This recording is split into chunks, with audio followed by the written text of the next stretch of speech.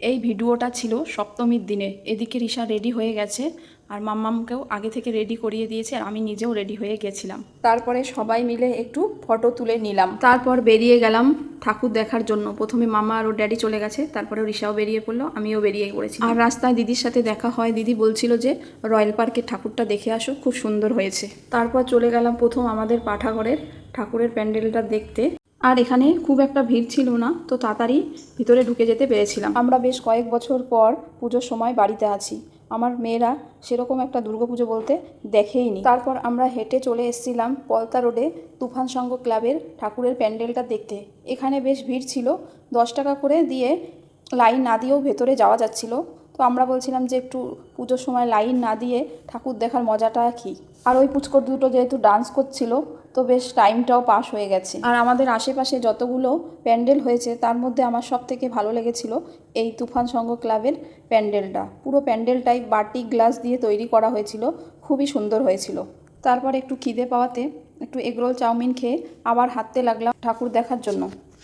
আর যত পলতা স্টেশনের দিকে এগিয়ে আসছিলাম তত রাস্তায় এত ভিড় ছিল যে কি বলবো, প্রচণ্ড ভিড় ছিল। সপ্তমীর দিন তাও প্রচুর ভিড় ছিল। আর তোমরা সবাই জানো ওই সময়টায় প্রচুর গরম ছিল, তো পুরো ঘামে ভিজে গেছিলাম। তারপর সবাই একটা একটা আইসক্রিম নিয়ে আবারও ঠাকুর দেখার উদ্দেশ্যে হাঁটতে লাগলাম। আজকে আমাদের বাড়ি থেকে পলতা স্টেশন পর্যন্ত এতটা রাস্তা হেঁটে আসলাম, কিছু মনে হচ্ছিল না, বেশ ভালোই লাগছিল। আর আস্তে আস্তে রাস্তায় অনেক ঠাকুর দেখা হয়েছে, সেগুলো সব হয়তো দেখানো হলো না। তারপর পলতা স্টেশনের কাছে এসে দেখলাম যে এই প্যান্ডেলের সবথেকে বেশি ভিড়। বেশ কিছুক্ষণ লাইনে দাঁড়ানোর পর তারপরে ভেতরে আসার সুযোগ হলো। ভেতরে আসার পরও বেশিক্ষণ দাঁড়াতে দিচ্ছিল না, যেহেতু খুব ভিড় হয়ে যাচ্ছিল, তো তাড়াতাড়ি বের করে দিচ্ছি। আর এইখানটায় মাঝে মধ্যেই মেলা হয়। আমি এর আগে দুবার এসেছি, এখানে রিশার টিউশন পড়ে, তো আমি এর আগে এই মেলাতে দুবার এসেছি। তো আর আমার মাম্মা যখন 1.5 বছর বয়স ছিল তখনও একবার ঠাকুর দেখেছিল। তো ও বারবার রেগে যাচ্ছিল যে মাম্মা কি দেখছো বারবার একই ঠাকুর একই ঠাকুর।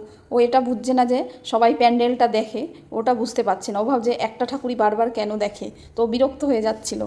আর আমি কদিন ভিডিও দিইনি, তার কারণ হলো এখান থেকে যাওয়ার পরেই আমার রাতে প্রচণ্ড পরিমাণে শরীর খারাপ হয়েছিল, আমাকে হসপিটালেও যেতে হয়েছিল, তাই ভিডিও দিইনি। আমরা বাড়ির কাছে এসে গেছি। রিশা ড্যাডি দেখাচ্ছিল যে রাস্তা থেকে এখন আমাদের বাড়ি পুরো দেখা যায় ঘরটা ভাঙার পরে। তো বাড়িতে আসার সাথে সাথে জিও সিম্বাও এসে গেছে।